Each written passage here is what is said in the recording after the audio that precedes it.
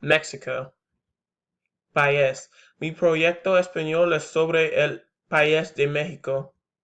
La capital. Capital de México es la Ciudad de México. Está en el centro del país.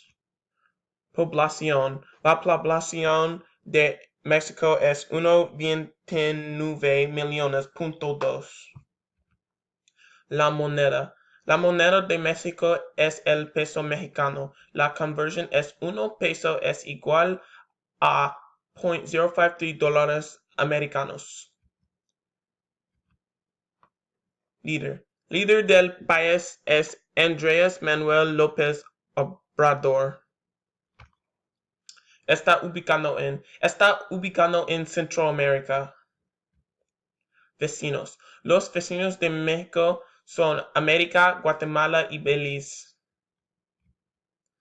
Artículos de exportación importantes. México exporta automóviles, electrónica y petróleo. Datos internacionales.